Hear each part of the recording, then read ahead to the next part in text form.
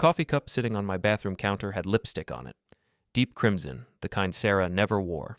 She preferred soft pinks, barely there glosses that whispered rather than screamed. This shade was a declaration of war. I'm Ryan Carter, 34, marketing director at TechFlow Solutions, and apparently the last person to know my wife was screwing around. The irony wasn't lost on me. I spent my days crafting messages that cut through noise and grabbed attention, yet I'd missed the most obvious signals in my own home. Before we dive deeper into this story, I have one small request. Please subscribe, drop a like, comment, and hit that hype button to boost this channel so more people can discover these incredible Reddit stories. Ryan, have you seen my laptop charger? Sarah's voice drifted from the bedroom, casual as always. She'd perfected that tone over our 6 years of marriage, the one that made everything sound routine, even her lies.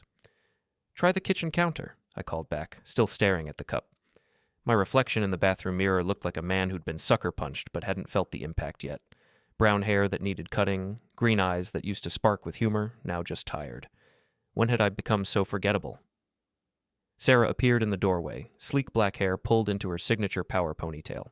At 31, she commanded every room she entered, especially at work.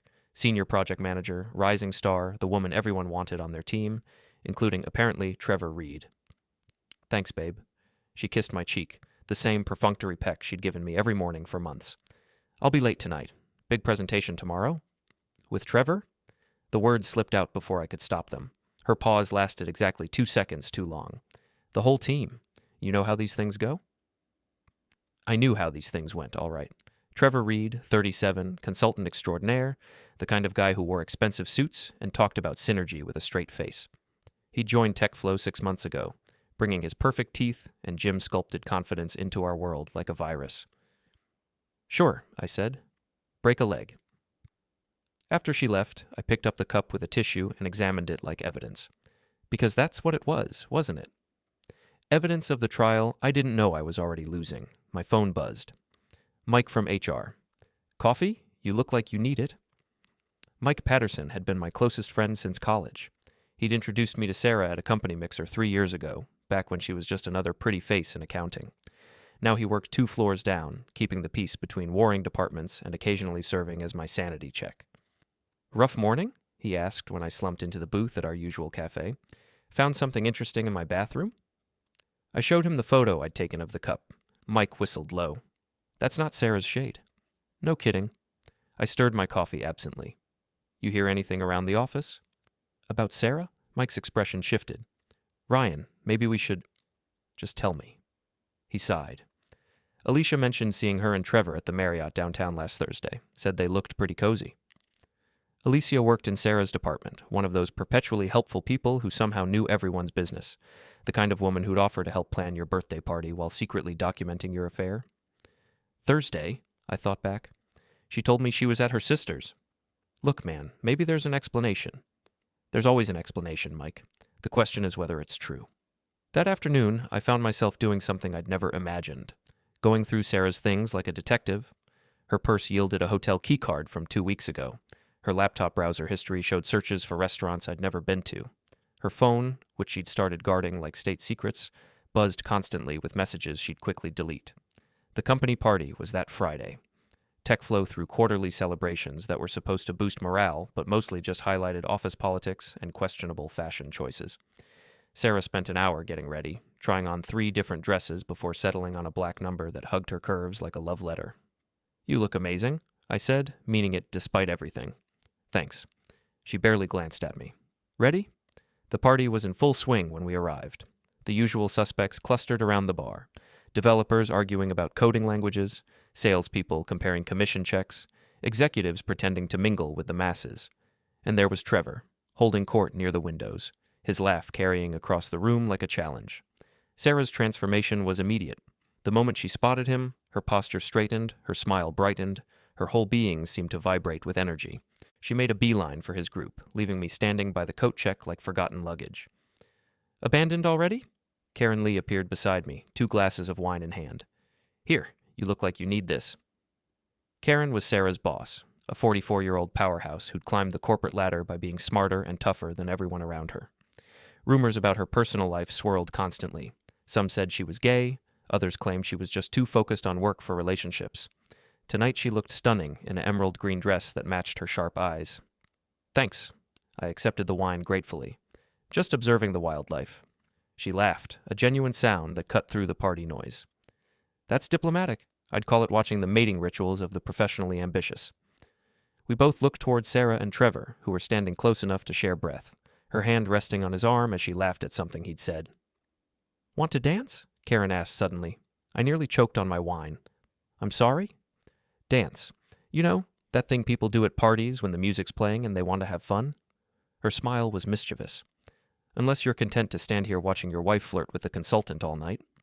The dance floor was small, tucked into a corner near the DJ setup. Karen moved with surprising grace, her hand warm in mine as we swayed to some generic pop song. I caught Sarah watching us from across the room, her expression unreadable. You're not what I expected, Karen said, her voice low enough that I had to lean closer to hear. What did you expect? Someone more defeated. Sarah talks about you like you're a piece of furniture she's grown tired of. The words hit harder than they should have. She talks about me? Not often, but when she does, Karen shrugged. Let's just say she doesn't paint you as the fighting type. The song ended, but Karen didn't step away immediately. For a moment we stood there, close enough that I could smell her perfume, something expensive and complex, nothing like Sarah's simple floral scent. Thanks for the dance, I said. Anytime. Her smile held promises I wasn't ready to decode. And Ryan? Sometimes the best revenge is just being happy. I thought about that as I watched her walk away, hips swaying with confidence Sarah had never possessed. When I looked back toward the windows, Sarah and Trevor were gone. I found them on the balcony, standing close in the cool night air. Too close. Sarah's hand was on Trevor's chest, his arm around her waist. They were having an intense conversation, the kind that involved lots of eye contact and whispered words. There you are. I stepped outside, letting the door slam behind me. Getting some air? They jumped apart like teenagers caught making out. Sarah's cheeks flushed pink. Whether from cold or embarrassment, I couldn't tell. Ryan. Trevor's smile was perfectly calibrated. Friendly but not guilty, casual but not dismissive. Great party. Your wife was just telling me about your anniversary trip to Italy. Our anniversary is in November, I said. We went to Italy for our honeymoon. The silence stretched between us like a tightrope. Sarah recovered first, her professional mask sliding back into place. Trevor was asking about European travel recommendations, she said smoothly. He's planning a vacation. With anyone special? I asked, looking directly at Trevor. His smile flickered. Still working on that. Well, when you figure it out, let me know. I've got lots of advice about traveling with someone you're close to. The drive home was silent, except for the radio playing soft jazz and the sound of Sarah's fingernails tapping against her phone screen. She was texting someone, her face illuminated by the blue glow. Fun party, I said finally. Mm-hmm. She didn't look up. Karen's an interesting woman. That got her attention. You two seemed to hit it off. We danced. You were busy. I was networking. It's called being professional. Is that what we're calling it? She put her phone down and looked at me for the first time since we'd left the party. What's that supposed to mean? Nothing. Just making conversation with my wife. Your wife who's trying to advance her career, yes. Some of us have ambitions beyond middle management. The words stung because they were partially true. I'd been comfortable at TechFlow, content with my role and salary, while Sarah had been climbing steadily upward. But comfort and complacency weren't the same thing, and her tone suggested she'd already written me off as the latter. Of course, I said. How silly of me to think you might want to spend time with your husband at a company party. Don't be dramatic, Ryan. It doesn't suit you. We pulled into our apartment complex, a modern building with floor-to-ceiling windows and amenities we barely used. Sarah was out of the car before I'd fully stopped, her heels clicking across the parking garage like an impatient countdown. In the elevator, she checked her phone again. A message popped up on the screen, just long enough for me to see it was from Trevor. Can't wait for tomorrow, it said, followed by a heart emoji. Work message? I asked. She quickly closed the phone. Just confirming meeting times. At 10 p.m., different time zones. Trevor's coordinating with the West Coast team. The lies came so easily now, each one perfectly reasonable on its surface but rotten underneath. I wondered when she'd gotten so good at deception, or if I'd just gotten worse at seeing through it. Our apartment felt like a museum of our relationship. Photos from happier times, wedding gifts we'd never used, furniture we'd picked out together when we still made decisions as a team. Now it felt like a stage set, pretty, but hollow. I'm taking a shower, Sarah announced, disappearing into the bedroom. I sat on the couch and stared at the crimson lipstick cup, still sitting on the kitchen counter where I'd left it. Evidence of betrayal, proof of lies, symbol of everything I'd been too blind or too trusting to see. My phone buzzed with a text from Mike. "How was the party?" "Educational," I typed back. "Want to talk about it?" "Tomorrow. I need to think." But thinking was dangerous territory. Thinking led to planning, and planning led to action, and I wasn't sure I was ready for what came next. Instead, I poured myself a scotch and tried to remember when my marriage had become a performance and when I'd stopped being the leading man. Saturday morning brought the kind of clarity that only comes with a hangover and a sleepless night. Sarah was already gone. Yoga class with the girls, according to the note she'd left on the kitchen counter. The same girls who'd apparently never heard of her when I'd called looking for her last month. I made coffee and stared at my phone, thumb hovering over Trevor's LinkedIn profile. 37 MBA from Northwestern, consultant specializing in organizational transformation. His photo showed a man who'd never met a gym membership he didn't like, with a kind of smile that probably closed deals and opened marriages. My phone rang. "Mike." "You sound terrible," he said without preamble. "Feel worse. Want to grab lunch?" "Actually, I was thinking we could take a drive. There's something you should see." An hour later, we were parked across from the Marriott downtown, watching the valet stand like a couple of private investigators. Mike had brought coffee and what he called surveillance snacks, a bag of trail mix that was mostly M&Ms. "This feels ridiculous," I said. "Most truth-seeking does." Mike adjusted his rearview mirror. "There, black BMW. Isn't that Trevor's car?" I recognized the license plate, Synergy 1, because of course it was. The valet took the keys from a familiar figure in a gray suit. Trevor Reed, looking like he owned the world and was considering buying more. "Could be a business meeting," I said, not believing it myself. "On Saturday? At a hotel?" Mike shook his head. "Ryan, you're a smart guy, but you're thinking like a husband instead of like a man who's being played." 20 minutes later, Sarah's red Audi pulled up behind a taxi. She stepped out wearing the black dress from last night's party, her hair perfect despite the supposed yoga class. She didn't go to the front desk. She walked directly to the elevators like she knew exactly where she was going. "Snake," I whispered. Mike put a hand on my shoulder. "I'm sorry, man. I really hoped I was wrong." We sat in silence for a while, watching people come and go. Businessmen with rolling suitcases, families with excited children, couples holding hands and looking at each other like they shared wonderful secrets. Normal people living normal lives while mine disintegrated in a hotel parking lot. "What do I do now?" I asked. "That depends. What do you want?" "I want my wife back. I want this to not be happening. I want to wake up and find out it's all some horrible nightmare." "And if you can't have those things?" I thought about Karen's words from the night before. Sometimes the best revenge is just being happy. But happiness felt like a foreign concept, something I'd need a translator to understand. "I want them to pay," I said finally. Mike nodded slowly. "Then we need more than just seeing them go into a hotel. We need proof." The next week passed in a blur of normal routines, hiding extraordinary surveillance. I became a student of my own marriage, documenting the lies with the thoroughness of an accountant. Sarah's late nights increased from 2 to 4 per week. Her phone calls moved from the living room to the bathroom, then to the balcony, then outside entirely. She started buying new underwear, lacy, expensive things I never saw her wear at home. Wednesday brought the first real breakthrough. Sarah's laptop was open on the kitchen counter when I got home from work, her email still logged in. I told myself I was just closing it to save battery, but my fingers found their way to her sent messages before my conscience could stop them. The email thread with Trevor went back 3 months. It started professional enough. Project timelines, meeting notes, budget discussions. But by the second month, the tone had shifted. Looking forward to our private brainstorming session became, "Can't stop thinking about yesterday," became, "My husband will be at his poker game Thursday. Want to come over?" My husband. Like I was an obstacle to be worked around, a schedule conflict to be managed. The most recent message was from that morning. "Hotel usual time Friday." I told Ryan I'm visiting my sister. I took screenshots with shaking hands, my wedding ring clicking against the phone screen. 6 years of marriage reduced to evidence files and timestamps. Thursday's poker game was at Mike's house, our monthly tradition with 3 other guys from work.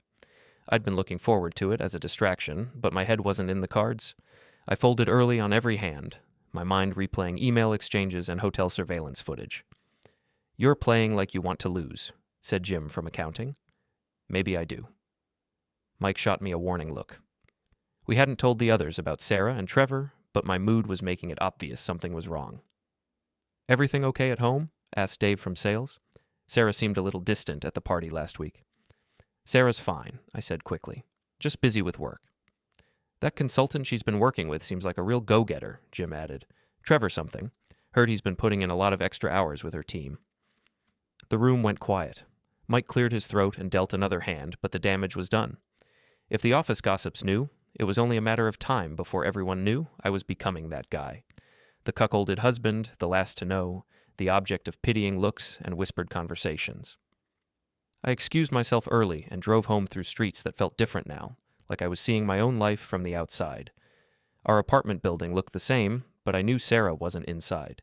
She was across town, in Trevor's arms, living a life that didn't include me. The apartment was dark and empty. I poured a scotch and sat on the couch, staring at wedding photos that now felt like evidence of a crime. Had she been lying even then? Had any of it been real? My phone buzzed with a text from an unknown number. "You don't know me, but we should talk. It's about Trevor and your wife. Coffee tomorrow? See?" I stared at the message for a long time before responding. "Who is this?" "Someone who knows what you're going through. Starbucks on 5th Street, noon." Sleep didn't come that night. I lay in our bed, surrounded by Sarah's pillows and perfume, wondering how long she'd been planning her escape. When she finally came home at 2 a.m., smelling like wine and someone else's cologne, I pretended to be asleep. "Sorry I'm late," she whispered. "Mom had a crisis." Another lie, smooth as silk. Her mother lived in Florida and went to bed at 9 p.m. religiously. But Sarah delivered it with the same casual confidence she used in client presentations, like truth was just another variable to be managed. Friday morning, I called in sick to work for the first time in 2 years. Sarah barely noticed, too busy getting ready for another day at the office that would probably end at the Marriott. "Feel better, babe," she said, kissing my forehead with lips that had been kissing someone else. "I'll pick up soup on my way home." After she left, I showered and dressed carefully, like I was preparing for a job interview or a first date. In a way, I was. I was about to meet someone who might help me understand how completely my life had been dismantled. The Starbucks on 5th Street was busy with the lunch crowd, but I spotted her immediately. Mid-30s, blonde hair with dark roots, wearing scrubs that suggested she worked in healthcare. She looked tired and angry, the kind of combination that made people dangerous. "Ryan?" She stood as I approached. "I'm Chloe, Trevor's girlfriend." The word hit me like a physical blow. Girlfriend. Not ex-girlfriend, not former girlfriend. Current, present tense, active girlfriend. "He's been cheating on both of us," she continued, sitting back down. "I thought you should know." I ordered coffee with hands that shook slightly and joined her at the small table. Up close, she looked even more exhausted, like she'd been crying recently. "How long have you been together?" I asked. 2 years. Living together for 6 months?" She stirred her latte absently. "He told me he was working late on a big project. Said he might need to travel more, take clients out for dinner, that kind of thing.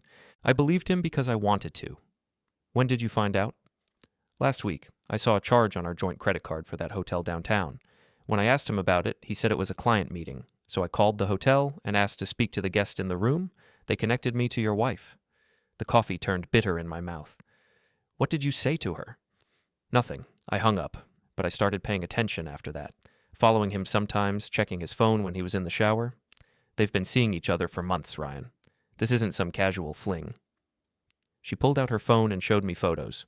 Trevor and Sarah holding hands outside a restaurant, kissing in his car, walking into the hotel like they belonged together. The images were grainy but unmistakable. "Why are you telling me this?" I asked. "Because I'm tired of being lied to, and I assume you are too." Her voice was steady, but her eyes blazed with fury. "And because I think we can help each other." "How?" "You want your wife to face consequences for what she's done, right? And I want Trevor to understand what it feels like to have your life blown up by someone you trusted." She leaned forward. "Separately, we're just victims. Together, we're a team." I thought about Sarah's casual lies, Trevor's smug smile, the way they'd looked at each other on the balcony like I was invisible, the humiliation of being pitied by coworkers, of becoming office gossip, of sleeping next to someone who was planning her exit strategy. "What did you have in mind?" I asked. Chloe smiled for the first time since I'd met her. It wasn't a pleasant expression. I'm thinking we give them a taste of their own medicine. Public embarrassment, professional consequences, the kind of humiliation that follows you around for years. She pulled out a notebook filled with handwritten plans. I've been thinking about this for a while. As she talked, laying out a campaign of strategic revenge that was both creative and cruel, I felt something I hadn't experienced in months. Excitement. Not happiness, exactly, but the sharp thrill of having a purpose, a mission, a reason to get out of bed. When do we start? I asked. How about tonight? I know exactly where they'll be. Chloe's plan was elegant in its simplicity. Trevor had told her he was working late, and Sarah had told me she was having dinner with clients. In reality, they'd be at Chez Laurent, the French restaurant where they had been conducting their affair for the past month, according to Chloe's surveillance. Table for 2 at 8, Chloe said as we sat in her car across from the restaurant. He made the reservation under his real name because he's arrogant enough to think no one will check. I felt like I was in a movie, the kind where ordinary people do extraordinary things because circumstances push them past their breaking point. The restaurant was elegant and intimate, with soft lighting and small tables that encouraged whispered conversations and secret touches. There, Chloe pointed, Trevor's BMW. We watched him get out of the car, adjusting his tie and checking his reflection in the window. He looked confident, happy, like a man who had everything under control. 5 minutes later, Sarah's Audi pulled up. She stepped out wearing a red dress I'd never seen before, something that hugged her curves and announced her intentions. They kissed in the parking lot. Not a quick peck, but a real kiss, the kind that said they belonged to each other. I felt something break inside my chest, a final thread of hope snapping under the weight of reality. You okay? Chloe asked softly. No, but let's do this anyway. We waited 15 minutes before going inside. The hostess tried to seat us in the back, but Chloe slipped her a 20 and suddenly we had a table with a perfect view of Trevor and Sarah's romantic dinner. They were holding hands across the table, Sarah laughing at something Trevor had said. She looked happier than I'd seen her in months, glowing with the kind of joy that used to be reserved for me. Trevor was playing the attentive boyfriend, refilling her wine glass and leaning forward to catch every word. They look good together, Chloe said bitterly. All that chemistry they've been hiding. I ordered a steak I couldn't taste and wine that turned to vinegar in my mouth. Watching your wife fall in love with someone else is a special kind of torture, made worse by the fact that she was better at being in love with him than she'd ever been with me. Now? Chloe asked. Now. We stood up together and walked to their table. Sarah saw me first, her face going white as she dropped Trevor's hand like it was on fire. Ryan? Her voice was barely a whisper. What are you doing here? Having dinner with a friend? I gestured to Chloe. Chloe, meet my wife Sarah. Sarah, this is Chloe, Trevor's girlfriend. Trevor's confident expression cracked. He looked from Chloe to me like he was trying to solve a puzzle with missing pieces. Girlfriend? Sarah's voice rose slightly. 2 years, Chloe said pleasantly. We live together, share a credit card, joint checking account, the whole domestic bliss package, although lately he's been charging a lot of hotel rooms to our account. Funny thing about that. The restaurant continued buzzing around us, other diners enjoying their meals while our little drama played out. A server approached, probably to ask if we wanted to be seated together, but took one look at our faces and retreated. This is ridiculous, Trevor said, finding his voice. Chloe, you're being dramatic. And Ryan, I don't know what you think you saw. I think I saw my wife kissing her boyfriend in a parking lot, I said calmly. But maybe I'm wrong. Maybe you were just checking her for tonsillitis. Sarah's face flushed red. Ryan, please, not here. Why not here? This seems like the perfect place. Romantic, intimate, somewhere you two have been coming for weeks. I checked with the hostess. You're regulars. The staff knows your order. Trevor stood up, trying to regain control of the situation. He was taller than me, broader, the kind of man who'd probably never been challenged in his life. Look, there's obviously been some misunderstanding. The misunderstanding, Chloe interrupted, is that you thought you could lie to both of us indefinitely? Did you really think we'd never figure it out? Other diners were starting to stare. A woman at the next table had her phone out, probably recording the whole thing. Sarah noticed too and shrank into her chair. Please, she whispered. Can we talk about this privately? Like you talked to me privately before you started screwing around? I asked. Like you privately decided our marriage was over without mentioning it to me? It's not what you think? It's exactly what I think. You're having an affair with a man who's been lying to his girlfriend for months. You've been lying to me, he's been lying to Chloe, and now you want to lie some more to make this go away. Trevor stepped closer, his jaw tight. You need to calm down. Or what? You'll make me? In front of all these witnesses? In front of your girlfriend and my wife? I laughed, a sound with no humor in it. Please, Trevor, show everyone what kind of man steals another guy's wife. I didn't steal anything. Sarah made her own choices. You're right. She chose to lie, cheat, and humiliate her husband while you chose to lie, cheat, and humiliate your girlfriend. Quite a power couple. Sarah was crying now, quiet tears that smeared her makeup and made her look younger and more vulnerable. Part of me wanted to comfort her, 6 years of marriage creating reflexes that betrayal couldn't immediately erase. I never meant for this to happen, she said. Which part? The affair or getting caught? Any of it. I never meant to hurt you. But you did it anyway. For months. You looked me in the eye every morning and lied about where you were going, who you were seeing, what you were doing. You came home smelling like him and kissed me goodnight. So forgive me if your intentions don't mean much right now. Chloe had been quiet during this exchange, but now she spoke up. Trevor, is it true? About us living together, sharing finances, planning a future? Trevor looked trapped, caught between two women and a restaurant full of witnesses. Chloe, this isn't the place. Answer the question, are we together or not? It's complicated. No, it's not. Either you love me and we're building a life together, or you love her and I'm just convenient. Which is it? The silence stretched between them like a chasm. Trevor looked at Sarah, then at Chloe, then at the floor. When he finally spoke, his voice was barely audible. I love Sarah.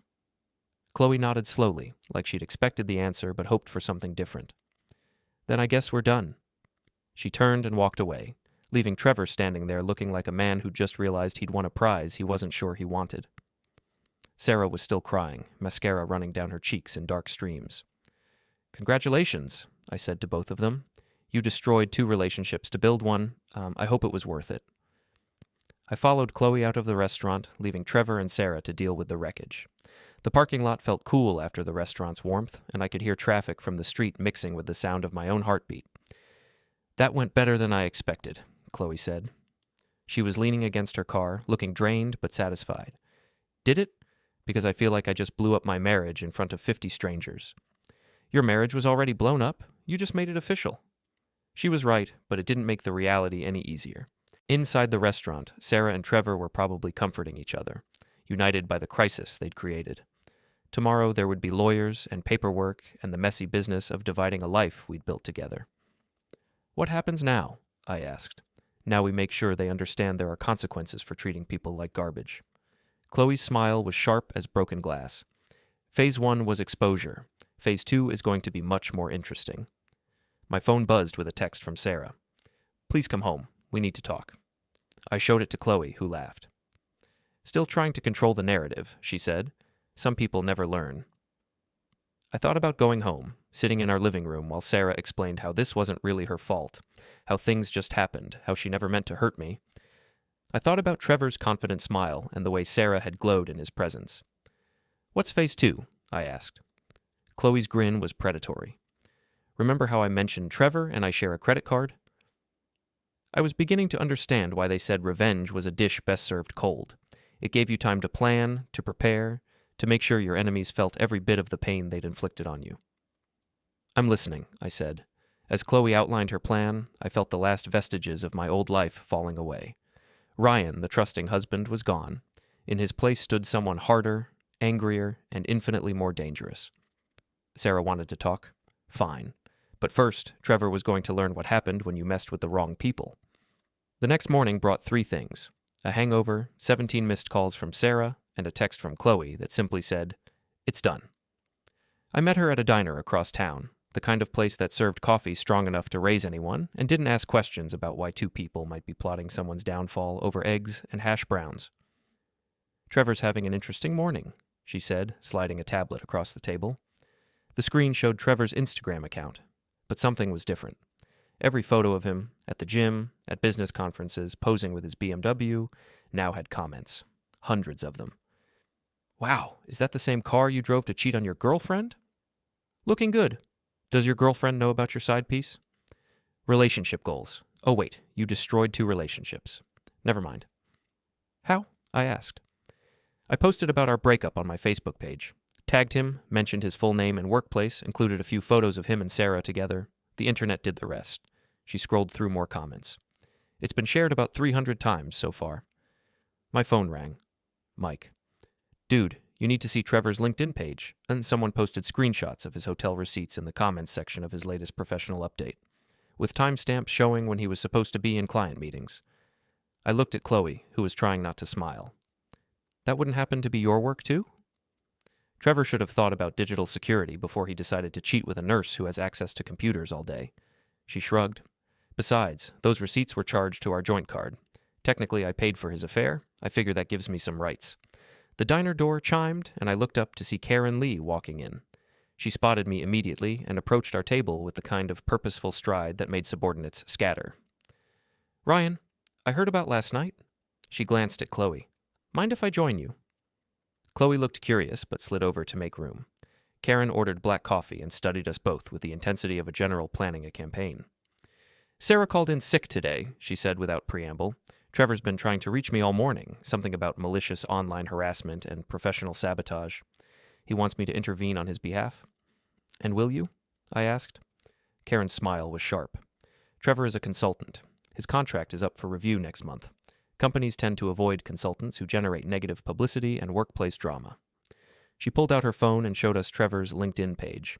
His professional headshot was now accompanied by dozens of comments questioning his ethics, his professionalism, and his character. Several people had tagged his previous employers. The internet is forever, Karen said mildly, especially when you are in a profession that depends on reputation and trust.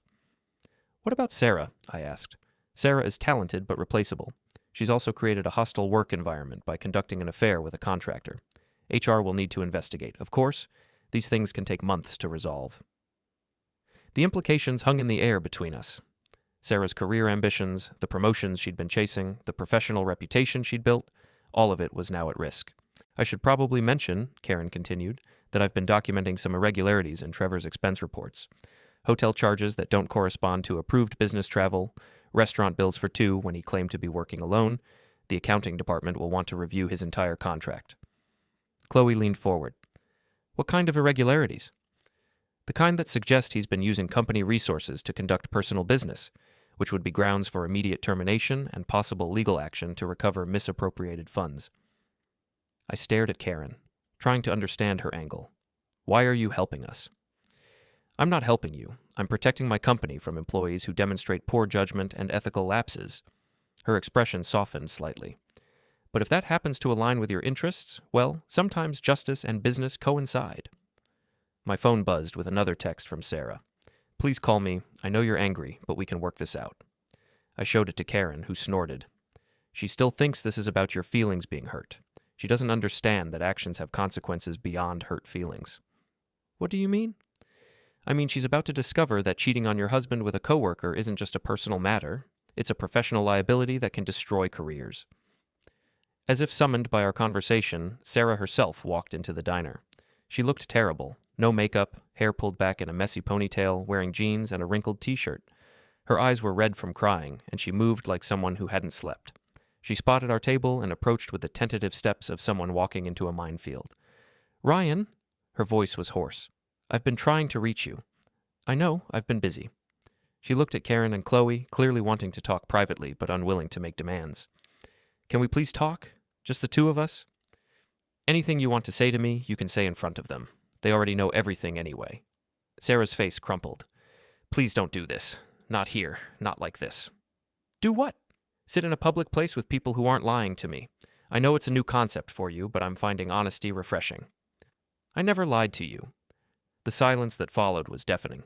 Even the diner's background noise seemed to fade as everyone processed the sheer audacity of her statement.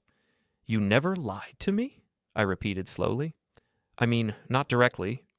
Where were you Thursday night? I told you, I was... The truth, Sarah. Not the story you prepared, not the excuse you rehearsed. Where were you? She looked around the table, searching for an ally and finding none. With Trevor. And Tuesday? With Trevor. And last weekend when you said you were visiting your sister? With Trevor. Her voice was barely a whisper. But you never lied to me. She started crying again, the kind of ugly sobbing that comes from having your carefully constructed reality collapse around you. "I didn't know how to tell you," she managed between sobs. "I didn't want to hurt you." "So instead, you decided to humiliate me. Let me find out from office gossip and hotel receipts and lipstick stains on coffee cups. That was kinder?" "I was going to tell you." "When? After you'd moved in with him? After the divorce papers were filed? After I'd figured it out on my own?" Chloe leaned forward. "For what it's worth, Trevor was never going to leave me for you. He told me last night that you were just a fling, something to pass the time while he figured out what he really wanted." Sarah's head snapped up. "That's not true. He said you were needy and dramatic, that you kept pushing for more commitment than he was ready to give. He was getting tired of managing 2 relationships." "You're lying." Chloe pulled out her phone and played a voicemail. Trevor's voice filled the small space. "Chloe, look, I know last night was messy, but Sarah doesn't mean anything to me. She's just been convenient, you know? You're the one I want to be with. Call me back." The message had been left at 3 a.m., about 6 hours after our confrontation at the restaurant. Sarah listened with growing horror, her face going pale as Trevor's words sank in. "He called you?" "Right after you two left the restaurant. Apparently your great love affair wasn't as meaningful to him as it was to you." Sarah looked like she'd been slapped. "But he told me he loved me. He told me he loved me too. Yesterday morning, in fact, right before he went to meet you for lunch." Karen cleared her throat. "This is all very enlightening, but I have a company to run. Sarah, I'll need to see you in my office Monday morning. We have some things to discuss." "What kind of things?" "The kind that happen when employees violate company policy regarding relationships with contractors, and when those relationships create hostile work environments and potential legal liabilities."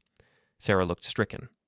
"Karen, please. My career should have been something you considered before you decided to conduct an affair at work, using company time, company resources, and company facilities. You used your corporate credit card to pay for lunches with Trevor. You booked conference rooms for private meetings that had nothing to do with work. You used company computers to send personal emails and make hotel reservations. Should I continue?" Sarah's mouth opened and closed like a fish gasping for air. She'd been so focused on hiding the affair from me that she'd never considered the professional implications. "I could lose my job," she whispered. "Yes," Karen said simply. "You could." My phone rang.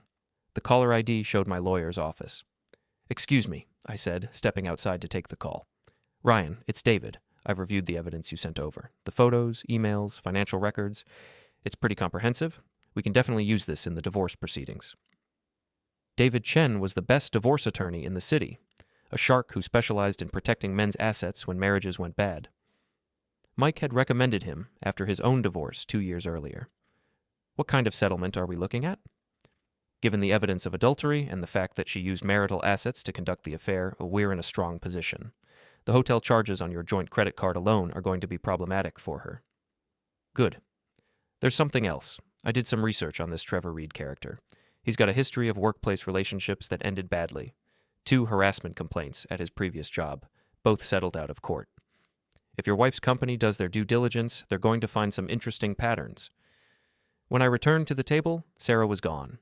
Karen and Chloe were finishing their coffee and looking satisfied. "She left?" I asked. "About 30 seconds after you walked outside," Karen said, muttered something about needing to think. "She's probably calling Trevor," Chloe added. "Good luck with that. He's not answering his phone." "How do you know?" "Because I've been calling him all morning. His voicemail box is full, his social media accounts are locked down, and his office said he's taking some personal time." Karen stood and dropped money on the table for her coffee. "Gentlemen, ladies, this has been educational. Ryan, I'll see you at work Monday. And don't worry about Sarah. I'll handle that situation appropriately." After she left, Chloe and I sat in comfortable silence for a while.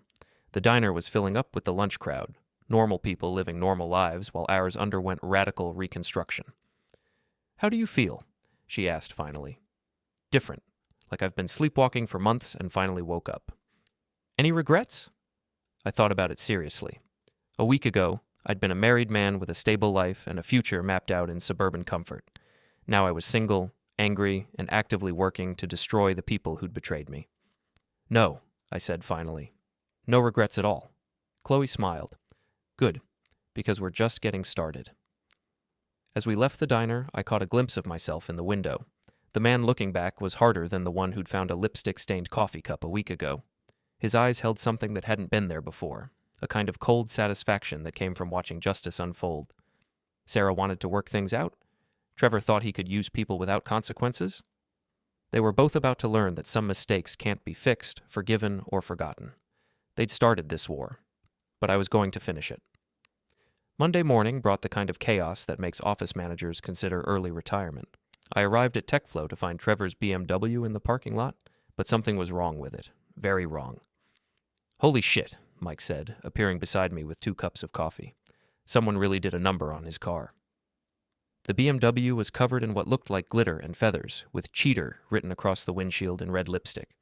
But the real masterpiece was the smell, a combination of rotting fish and something else I couldn't identify but definitely didn't want to. "Chloe?" I asked. "Probably. She texted me this morning asking if I knew where to buy bulk shrimp." A crowd had gathered around the car, people taking photos and videos that would undoubtedly end up on social media within the hour. Trevor himself was nowhere to be seen, but his humiliation was on full display for everyone who entered the building. "This is getting serious," Mike said as we walked toward the entrance. "I mean, I'm all for justice, but vandalism charges aren't going to stick," I interrupted. Chloe made sure to use biodegradable materials and washable paint. Messy, embarrassing, but not permanent damage. The elevator was buzzing with conversation about Trevor's car, Sarah's absence, and the rumors flying around the office.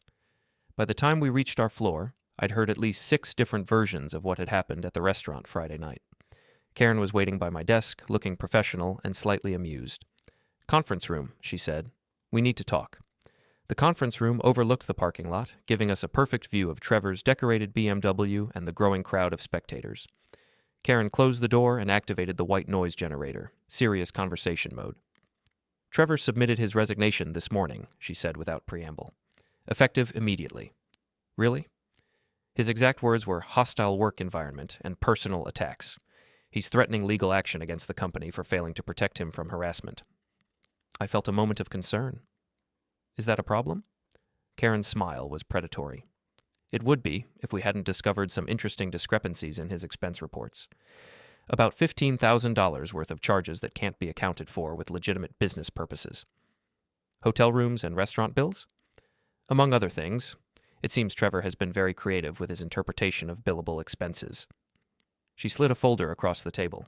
"These are copies. The originals are with our legal department." I flipped through the pages, seeing months of receipts for romantic dinners, hotel stays, and even what looked like jewelry purchases, all charged to TechFlow's account and justified as client entertainment or business development. "This is fraud," I said.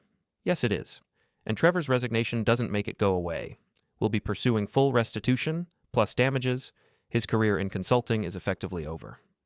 "What about Sarah?" Karen's expression grew more serious. "Sarah is a more complicated situation. She's been a good employee, and her involvement with Trevor, while unprofessional, wasn't criminal. However, she used company resources to conduct personal business, violated our ethics policies regarding contractor relationships, and created a hostile work environment. She'll be suspended pending investigation, and her promotion is obviously off the table." Through the conference room window, I could see Trevor emerging from the building, his face red with fury as he surveyed his ruined car. Security was with him, probably making sure he didn't cause a scene. "There's something else," Karen continued. "I've been thinking about your situation, and I have a proposition." "What kind of proposition?" "Trevor's departure leaves us short-handed on several key projects. I need someone who understands both the technical and marketing sides of our business, someone who can step up quickly and handle increased responsibility." The implication was clear. "You're offering me Trevor's position?" "I'm offering you a promotion. Senior Marketing Director, with oversight of contractor relationships and client development. Significant salary increase, better benefits, and your own office." I stared at her, trying to process the offer. A week ago, I'd been worried about my marriage falling apart. Now I was being offered a career advancement that would have taken years to achieve under normal circumstances. "Why?" I asked. "Because you've handled this situation with more professionalism than anyone had a right to expect, and because I need people I can trust. People who understand that actions have consequences." My phone buzzed with a text from an unknown number. "This isn't over. You destroyed my life for no reason." I showed it to Karen, who frowned. "Trevor?" "Probably. He's been sending messages like this all weekend." "Forward that to security. We take threats seriously here." As if summoned by our conversation, my phone rang. Sarah's number. "Answer it," Karen said. "Put it on speaker." Sarah's voice filled the room, shaky and desperate. "Ryan, please. I just talked to Karen's assistant. They're suspending me. I could lose everything." "You already lost everything," I said calmly. "You lost it the moment you decided to cheat. But my career, my reputation, should have been something you considered before you started screwing Trevor in hotel rooms paid for by your employer. That's not fair. You're destroying my life out of spite." Karen leaned forward. "Sarah, this is Karen. You're on speaker." The silence stretched for several seconds. "Karen? I didn't know." "You're not being punished out of spite. You're facing the natural consequences of your choices, violating company policy, misusing corporate resources, creating liability issues. These things have professional ramifications. But I never meant, intent doesn't matter.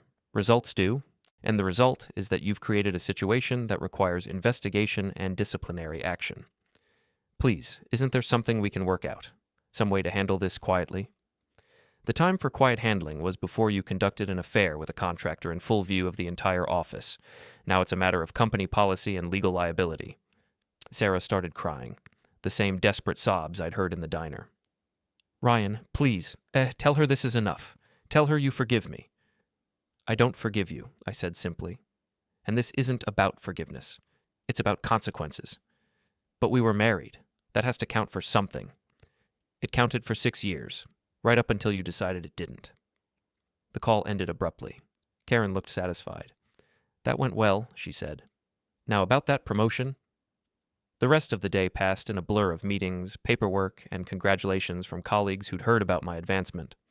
By evening, I felt like I'd lived through a month's worth of changes in a single day. Chloe was waiting in the parking lot when I left the office, leaning against her car with a satisfied expression. "I heard about the promotion," she said. "Congratulations." "I heard about the car. Very artistic." "Thank you. I considered something more permanent, but this seemed more appropriate." She glanced back at the building. "How's Sarah handling her new reality?" "About as well as you'd expect," she called, begging for mercy. "And Trevor?" "Resigned in disgrace, facing fraud charges and sending threatening text messages." Chloe's smile turned sharp. "Speaking of Trevor, you might want to check his social media accounts. He's been having a very public meltdown." I pulled out my phone and navigated to Trevor's Instagram. His latest post was a rambling manifesto about being destroyed by vindictive people and false accusations. The comments section was brutal. Hundreds of responses calling him out, sharing their own stories about cheaters, and generally enjoying his public humiliation. "He's not handling this well," I observed. "Narcissists never do. They can dish it out, but they can't take it." As we talked, a familiar red Audi pulled into the parking lot. Sarah got out and walked toward us with the determined stride of someone who'd made a decision. "Ryan," she said, ignoring Chloe entirely, "we need to talk." "We already talked, several times. Not about us, about what happens next." "What happens next is we get divorced, you face the consequences of your choices, and we both move on with our lives. I'm not giving up without a fight." The words hung in the air between us, a challenge that felt both pathetic and dangerous. Sarah looked different, harder, more desperate, like someone who'd realized they had nothing left to lose. "What kind of fight?" Chloe asked.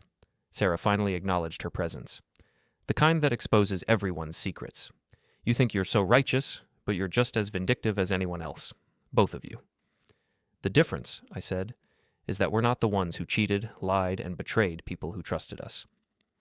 You destroyed Trevor's career. You cost me my job. You've humiliated both of us in front of everyone we know. That's not justice. That's revenge. You're right. It is revenge. And it's exactly what you deserve." Sarah's mask of composure finally cracked. "Fine. If that's how you want to play it, then let's play. I know things about both of you, about this whole company, about Karen's real reasons for helping you. You want a war? You've got one." She turned and walked back to her car, leaving Chloe and me standing in the parking lot as the sun set behind the city skyline. "That sounded like a threat," Chloe said. "It was, but she's got nothing. We've been careful. Everything we've done has been legal, and Karen's involvement is perfectly justified from a business standpoint." "Are you sure about that?" I thought about the question as we watched Sarah's taillights disappear into traffic. Was I sure? A week ago, I'd been sure my marriage was solid, sure my wife loved me, sure my life was on track. Now I was divorced, promoted, and apparently at war with the woman I'd once planned to spend my life with. "No," I said finally. "I'm not sure about anything anymore. But I'm not backing down." Chloe nodded approvingly. "Good, because Sarah's right about one thing. This is war. And in war, you don't stop fighting until you've won." As I drove home to my empty apartment, I reflected on how completely my life had changed. A week ago, I'd been Ryan Carter, marketing director and faithful husband. Tonight, I was Ryan Carter, senior marketing director and veteran of a revenge campaign that had destroyed 2 careers and ended multiple relationships. The old Ryan might have felt guilty about the collateral damage, might have wondered if he'd gone too far.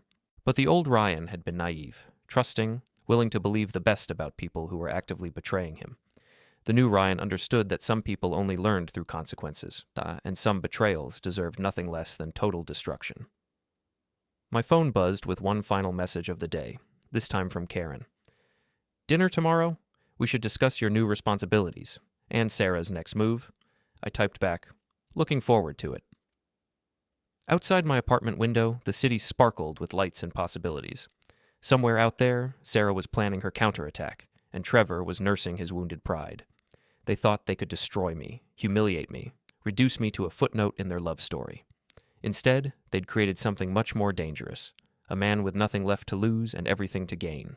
The war wasn't over, but I was no longer fighting just to survive. I was fighting to win.